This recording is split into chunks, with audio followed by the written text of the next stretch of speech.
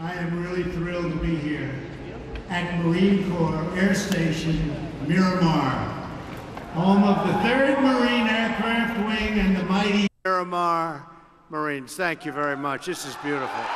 This is good.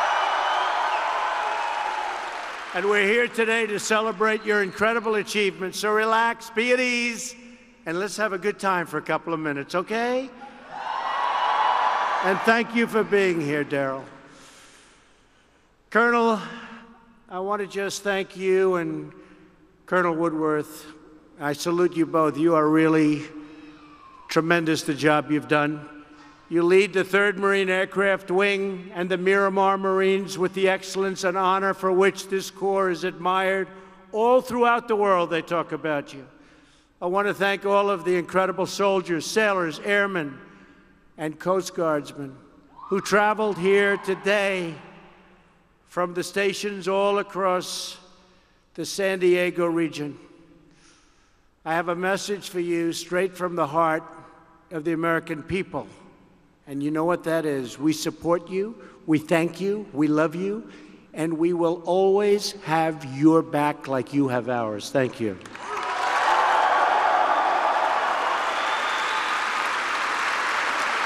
And very importantly, most important, to all of the military spouses and family members here today, we know that you really serve too. In many cases, you're the real boss in the family, right? We know that. So thank you. None of this would be possible without your incredible sacrifice and the tireless support that you give. So thank you all. And finally, to the thousands of Marines here today from Miramar.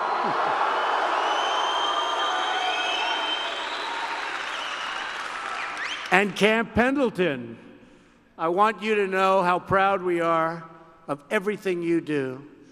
And you know, we have General Kelly here, 4-star, and he's doing a great job in Washington. I think he likes what you do better than what he does, but he's doing a great job. He misses you. Your devotion fills our allies and our families with confidence. Your courage fills our enemies with dread. And your example inspires countless young Americans who dream of being the best to someday wear the uniform of the United States Marines. All of you know the truth of the famous saying, once a Marine, always a Marine. Now, I have to say, the Army, Air Force, Navy, Coast Guard, you're great too. You know, we have a couple of them scattered. But I'm with you all the time. Today, we're with those Marines. I'll tell you, I gave a speech recently at the Coast Guard Academy. It was so great. And between Annapolis and West Point, Air Force Academy, we've done them all or we're doing them. So we'll see you guys very soon. But today, I hate to say it, congratulations. And I'm proud to say that we have several really tough Marines serving in our administration. So not only John Kelly, but Defense Secretary. Now, did anyone ever hear of Mad Dog Mattis? No.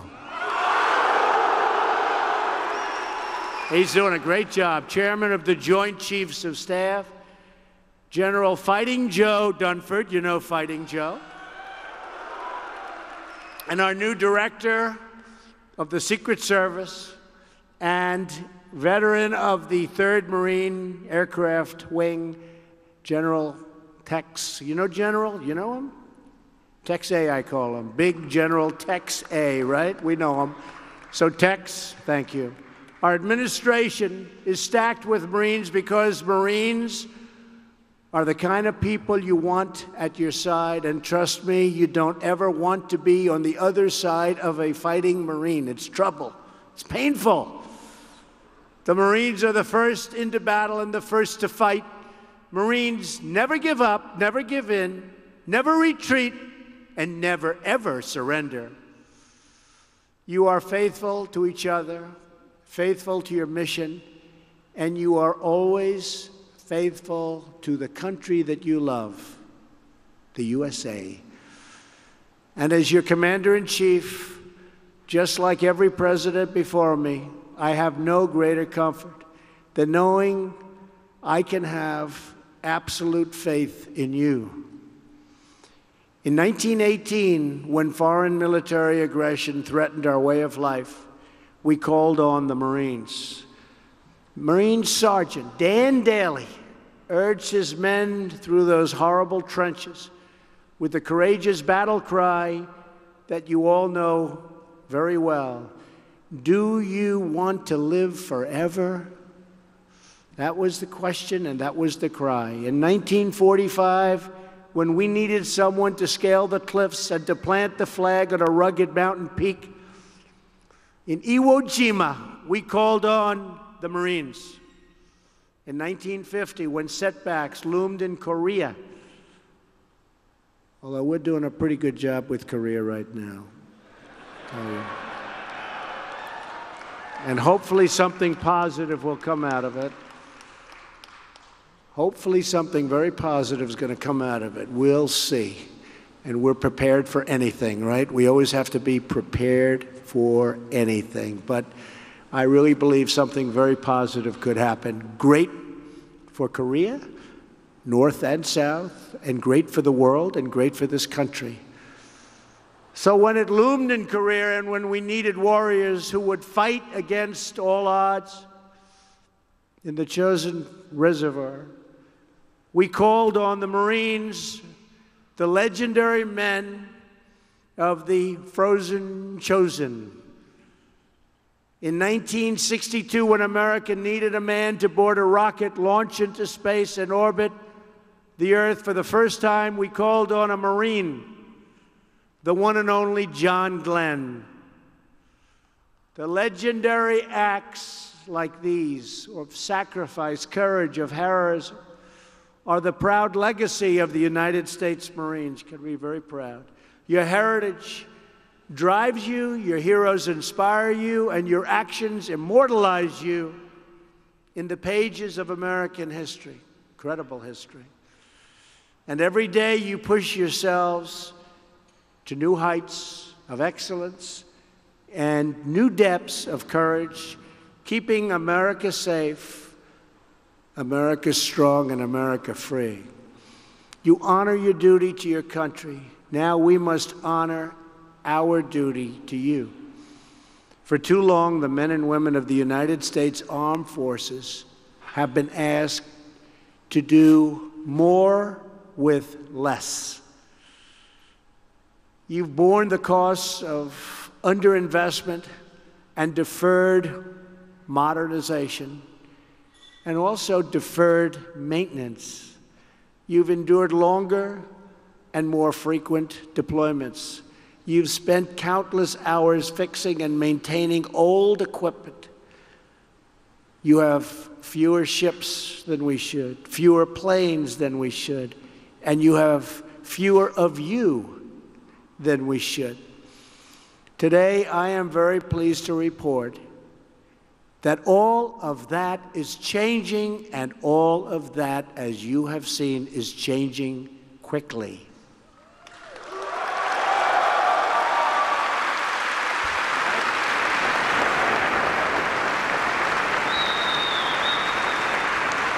The Trump administration is committed to a policy of peace through strength.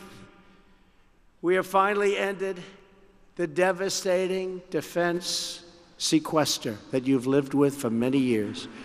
We are now undertaking the largest military buildup since Ronald Reagan, and one of the largest buildups we've ever had in the history of our nation.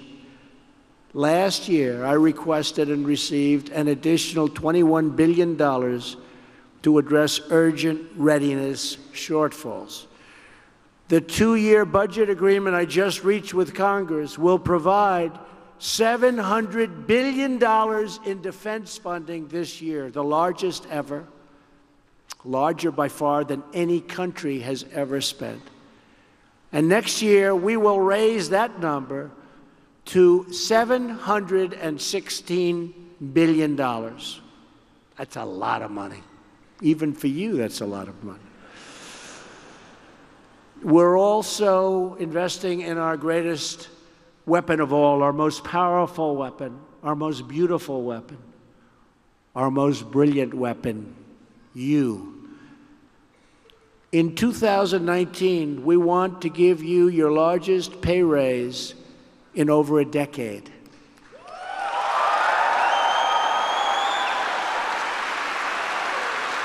You deserve it. You deserve it. You deserve it. And we're building new F-35 Joint Strike Fighters, and we're going to send them right here to Miramar along with lots of other fighters and lots of other weaponry. Weaponry like we've never had before or sent before. They'll be sent also all over the world. And I understand some of you, really great pilots, could use some new CH-53s. Is that a correct statement? You want to see some new ones? Huh? That's the group. Well, you're getting them, okay? You know, you're brand new, right off the line. We're getting a lot of great stuff. I'm happy to report that in the near future, Miramar is getting brand new CH-53K King Stallions, the big ones you're getting. They'll be sent soon. They're coming. They're being made. We're also modernizing our nuclear capabilities and rebuilding our nuclear infrastructure. We're investing more money than we have ever done before because we have to be so far ahead of any other country. It's a capability we never even want to think about using, but we have to be prepared. And in a nuclear front, we are so far and will be so far ahead of any other country. We have no choice. We've increased investment in hypersonic weapon systems by 50%, and we're accelerating development of hypersonic system that can fly 5 times the speed of sound. That's pretty quick. In space, the United States is going to do Colonel Glenn proud. We are finally going to lead again. You see what's happening. You see the rockets going up left and right. You haven't seen that for a long time. Very soon, we're going to Mars. You wouldn't have been going to Mars if my opponent won. That I can tell you. You wouldn't even be thinking about it. You wouldn't be thinking about it. My new national strategy for space recognizes that space is a warfighting domain, just like the land, air, and sea. We may even have a space force. We'll develop another one. Space Force. We have the Air Force. We'll have the Space Force. We have the Army, the Navy. You know, I was saying it the other day because we're doing a tremendous amount of work in space. I said, maybe we need a new force. We'll call it the Space Force. And I was not really serious. And then I said, what a great idea. Maybe we'll have to do that. That could happen. That could be the big breaking story. Look at all those people back there. Look at that.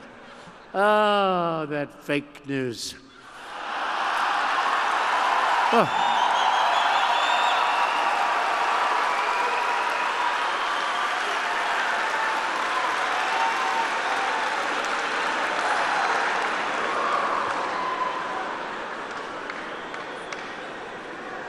They know, they understand.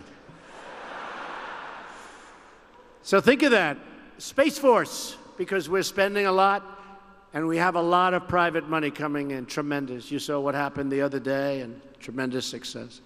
From the very beginning, many of our astronauts have been soldiers and sailors, airmen, Coast Guardsmen, and Marines.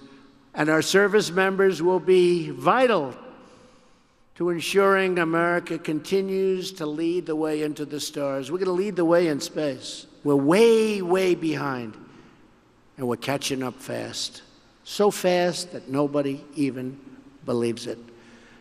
I also have released a new national security strategy that underscores the vital importance of homeland security.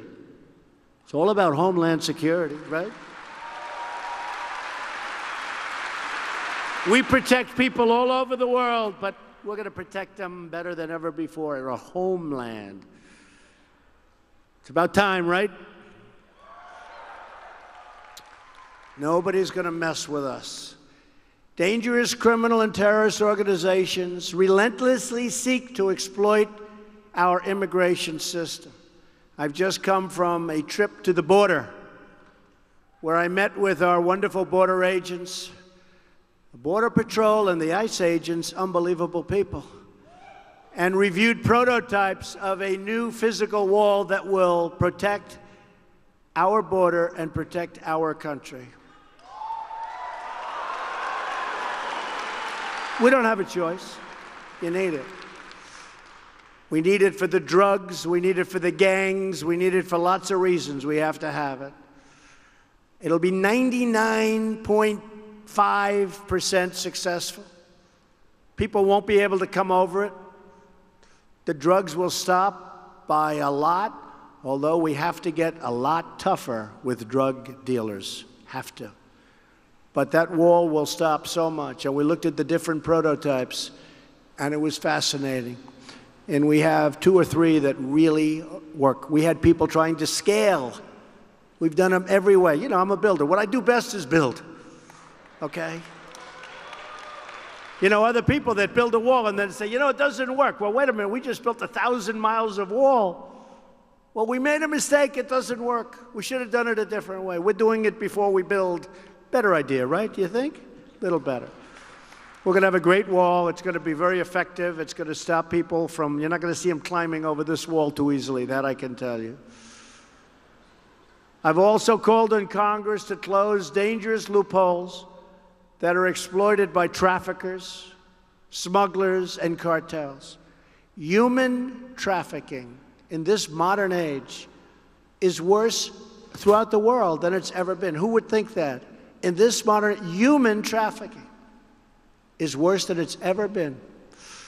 Each of you has sworn an oath to support and defend the Constitution of the United States.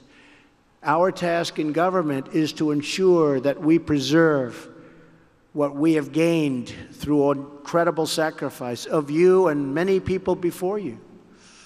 That is why my administration is confronting sanctuary city policies that nullify federal law, violate our Constitution, and threaten the safety and security of our nation. They shield criminals. We can't do that. And that is why we are asking Congress to ensure that no federal funds subsidize this dangerous and unlawful behavior. We want to protect you, and we want to protect all of our families. We want to protect our nation.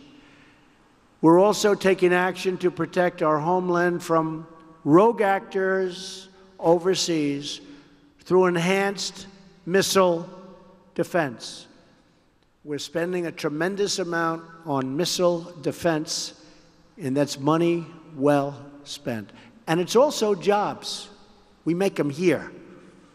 We make them right here. It's also jobs. We're adding new interceptors, improving sensors, and advancing radar capabilities by many, many times. I have empowered our commanders in Afghanistan with the authorities they need to win, enabling the full might of the American military. The coalition to defeat ISIS has now liberated almost 100% of the territory previously held by these terrorists in Syria and Iraq. We did a great job. You did a great job. You did a great job. Right.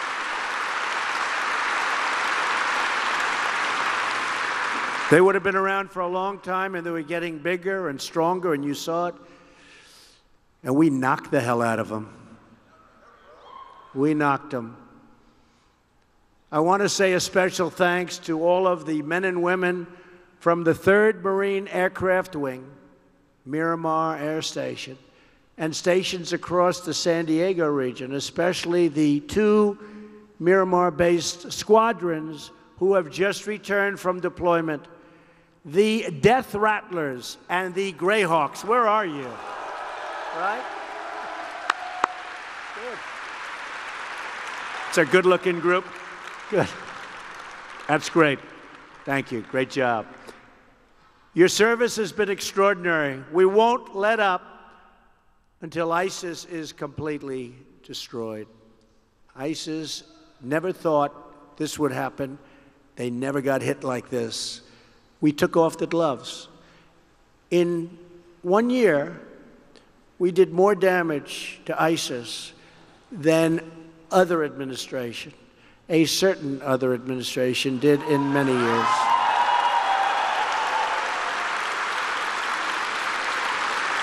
We took off the gloves. We're also working with allies and partners to block Iran's path to a nuclear weapon and confront its sponsorship of terror and bloodshed all around the world. Everywhere we go in the Middle East, it's Iran, Iran, Iran. Behind every problem is Iran. Well, we're dealing with it in a very serious fashion. One of the worst deals I've ever seen was the Iran deal. $150 billion we gave them. For what? With your skill and your bravery, I know that the United States military will forever remain the greatest fighting force in the history of the world. And we're making it now with $700 billion and $716 billion the following year. We're giving you the tools that they were trying to take away from you. So important. And the Marines, as always, will be the tip of the spear. So to the fighting men and women of Miramar and all across the San Diego area, we must all think bigger, build faster, push farther, dare higher, and be greater than ever, ever, ever before. Each one of you is vital to our mission. Your fighter pilots, helo pilots, mechanics, engineers, hospital corpsmen, sailors, and sergeants. But above all, you are great American patriots, just great American patriots. You race into battle, rush into fire, fly into danger, and you give all to defend our nation, our people, and the American way of life. And they love you. A century ago, every man who heeded Sergeant Daly's battle cry was pushed on to victory and to glory by that same love of country. As war engulfed Iwo Jima, our young heroes set their eyes upon the same beautiful sight. Red, white, and blue perched atop that incredible rocky peak. And when Colonel Glenn looked down on the United States as he soared beyond the limits of our atmosphere, he was filled with the same pride of one beating American heart. Our pride makes us strong. Our strength keeps us free. And because of heroes like you, our freedom will never die. We are becoming stronger and stronger and stronger as a nation. And while a lot of you don't think about it, our economy is setting records. Our unemployment is at all-time lows. African American unemployment is the lowest it's been in history. Hispanic unemployment is the lowest it's been in history. Women unemployment is the lowest it's been in 18 years. And we're setting records. And last week, we had over 150 million people working. That's more people working in our country than ever before in its history. We are making a lot of progress for you.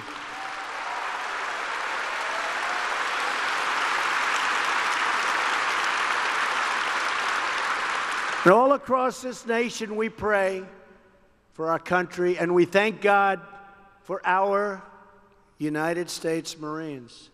Today and every day, we pledge to remain always faithful. It is an honor to be with you. You are very, very special people. Thank you. God bless you. And God bless America. Thank you. Thank you very much. Hi everybody, just a quick reminder, Mox News survives solely on your tips and contributions. It's easy to make a contribution or a tip or leave a tip at moxnews.com, or there are clickable links in the text body of this video. It should take the average person, most people, probably less than 2 minutes. Thanks very much for your time and your continued support. Stay cool, Wednesdays. This war is going to end. Till that day.